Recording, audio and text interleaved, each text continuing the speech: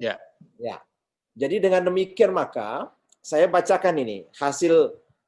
Jadi MUI itu 3 hari 3 malam di Hotel Aston itu membahas 11 klaster, bukan cuma terkait dengan halal saja. Walaupun halal ini betul-betul saya tidak mencurigai upaya pimpinan BPJPH Kementerian Agama itu melakukan lobby-lobby kepada Panja. Akhirnya Majelis Ulama Indonesia hanya tinggal difungsikan memberikan fatwa saja. Itu pun diberikan constraint waktu 3 hari. Kalau faktanya tidak keluar, maka otomatis sebuah produk itu menjadi halal. Coba bayangkan ini.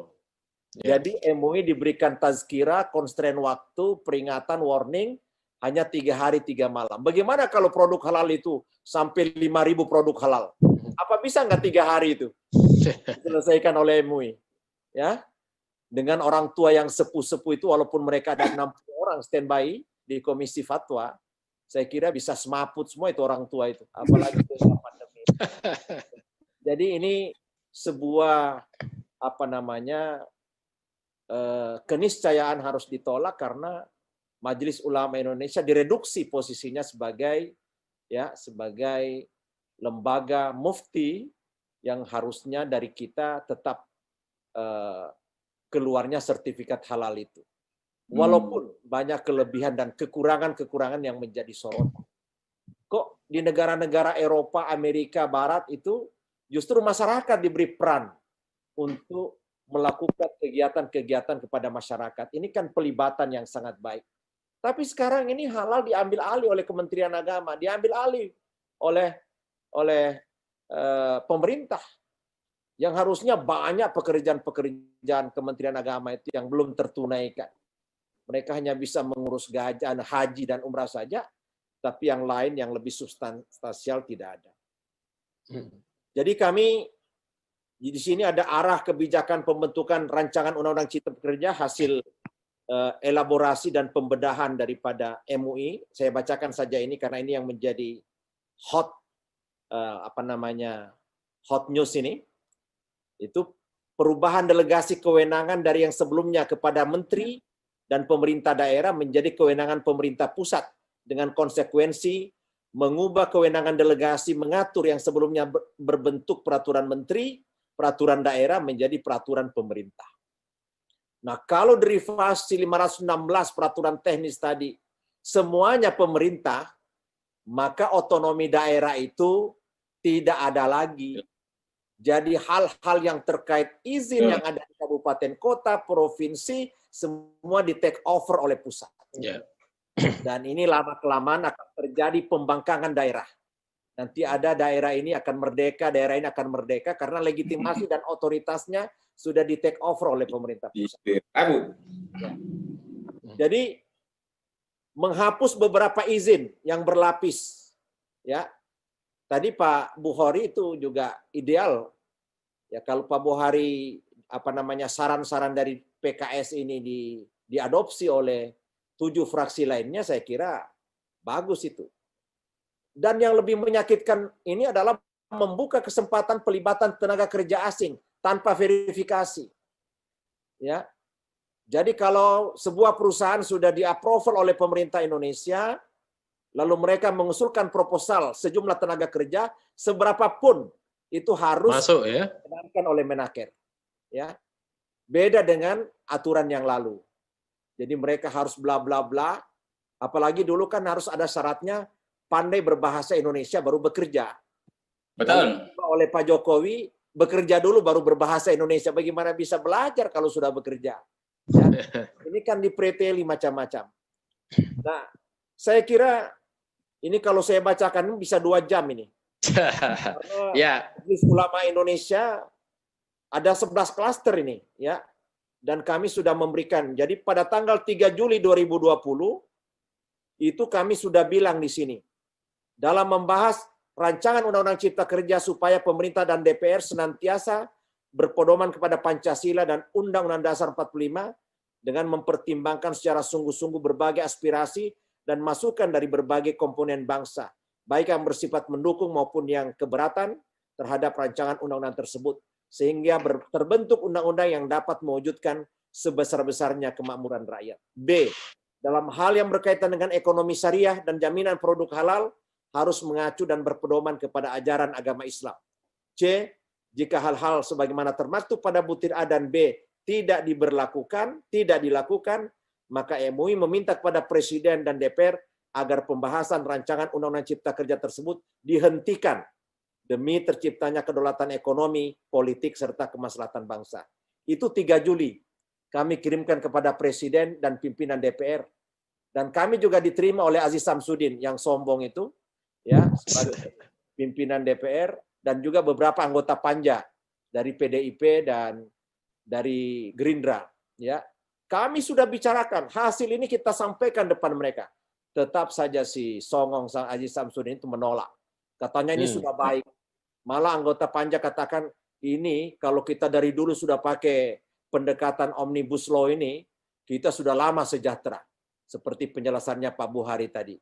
Bagaimana bisa target 2045 bisa sejahtera kalau amburadul kepemimpinannya gimana? Banyak hal-hal. Saya tidak optimis 2045 kita bisa menjadi juara. Setuju. Ya, saya juga setuju. Kayak dulu istilahnya Pak Harto dulu, tinggal landas gitu. Tinggal landas. Ya, dan lain. Tapi mungkin tertinggal di landasan. Mungkin Allah bisa terwujud, mungkin Indonesia sudah hilang mungkin dengan kepemimpinan seperti ini. Dan ini sebuah keprihatinan yang sangat diperhatikan oleh Majelis Ulama Indonesia. Makanya MUI itu ya kita tetap vokal. Jadi undang-undang, semua undang-undang kami respons ya. Termasuk Minerba, tapi Minerba itu belum selesai sudah diketok. Kita tidak tahu kapan proses pembahasannya. Nanti juga undang-undang BPIP ini tahu-taunya sudah rapat paripurna. Nah, kalau sudah rapat paripurna ya kita harus melakukan perhitungan yang besar dengan slogan iskariman aumut syahidan. Amin ya Allah. Ya atau mati syahid. Jadi ya Pak Najamuddin, Pak Kiai. Ya. Apa langkah yang dilakukan berikutnya oleh MUI? Kan sekarang ini sudah sebenarnya undang-undang itu sudah jadi. Apakah juga tadi kalau Bang Iswan dia akan menempuh jalur judicial review misalnya itu pada bagian akhir dari perjalanan langkahnya. Kalau MUI sendiri apa yang dilakukan? Atau misalnya begini, akan ngontak ketua MUI nonaktif gitu ya untuk kemudian meminta untuk bagaimana undang-undang ini tidak jadi begitu, atau seperti apa? Beliau ketua aktif tidak usah dilibatkan. Semestinya beliau kan bisa memiliki inisiatif sendiri untuk melakukan hal yang sama karena memiliki kewenangan dan otoritas yang kuat. RI 2, nomor 2, ya. Tapi dengan taklimat kami kemarin tanggal 8 ya, itu sebelum buruh selesai, mahasiswa dan pelajar unjuk rasa kita sudah keluarkan. Jadi taklimat itu berbunyi sangat menyesalkan. Jadi kepada Presiden dan DPR karena tidak merespon permintaan pimpinan Pusat Muhammadiyah, pengurus besar Nahdlatul Ulama, pimpinan Dewan Pimpinan Majelis Ulama Indonesia atas reaksi menolak rancangan Undang-Undang Cipta Kerja ini. Jadi betul-betul kita menghadapi kuda tuli dari seluruh anggota DPR itu. Kita sudah melakukan surat bertemu dengan pimpinan DPR yang diwakili oleh Aziz Samsudin dan anggota Panja. Padahal Aziz itu adik saya di KNPI. Tapi setelah mendapat posisi pimpinan DPR, wah pendekatannya saya lihat sudah pendekatan borjuis ya. Yang kedua adalah kita menghimbau ya. Jadi kami di dalam taklimat itu memang ada 2 jalan ini. Pertama, mendesak Presiden untuk mengeluarkan Perpu. Tapi kalau kita melihat bahasa tubuh dan seluruh inner circle pemerintahan ini tidak akan bisa mengeluarkan itu karena sudah ini persoalan gengsi ya. Dan kedua sudah pemodal sudah menunggu. Walaupun Bank Dunia kemudian internasional networking sekarang ini menolak terhadap rancangan Undang-Undang Cipta Kerja ini dengan pendekatan Omnibus Law. Jadi pada saat Luhut Binsar Panjaitan di Indonesian Lawyers Club mengatakan ini diapresiasi oleh dunia, saya ditelepon oleh ini, si anu, si itu, itu kan hanya sekedar bluffing yang tidak benar dan tidak bisa dibuktikan, ya. Jadi banyak sekali rezim ini orang-orang yang tidak bisa dipercaya, ya. Yang kedua adalah ya hanya satu-satunya melakukan uji materi judicial review kepada Mahkamah Konstitusi. Tapi ada lagi kecemasan kita, semua hakim yang ada di situ itu diangkat oleh DPR dan pemerintah. Ya.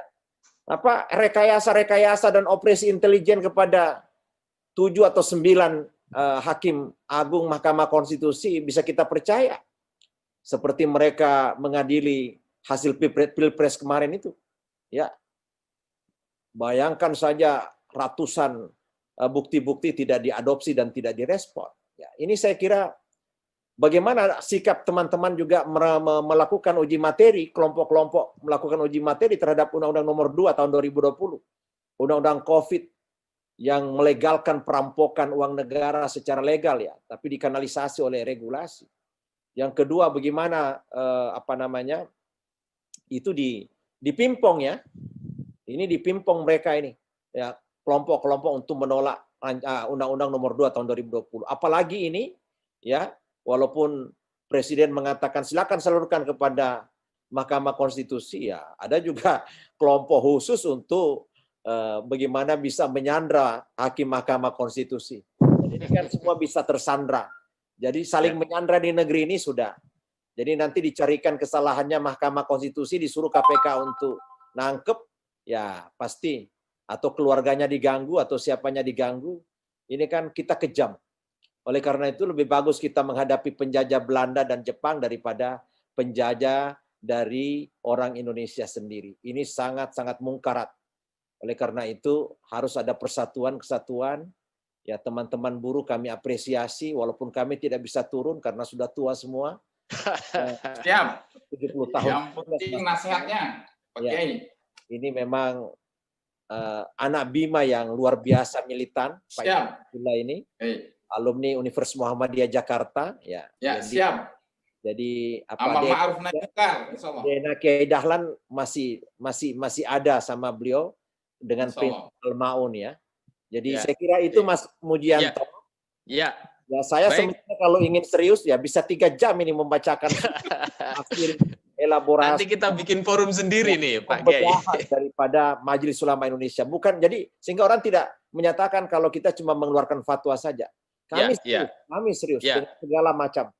Ya, kami hanya bisa menangis ya dengan apa yang terjadi sekarang ini karena tidak ada alat-alat. Tapi karena kalau sinergitas di antara jaringan kekuatan masyarakat melawan kezaliman ini, insya Allah Allah akan membantu kita. Amin. Allahumma amin. Taufiq wal hidayah wal ridha wal inayah. Assalamualaikum warahmatullahi wabarakatuh. Waalaikumsalam warahmatullahi wabarakatuh.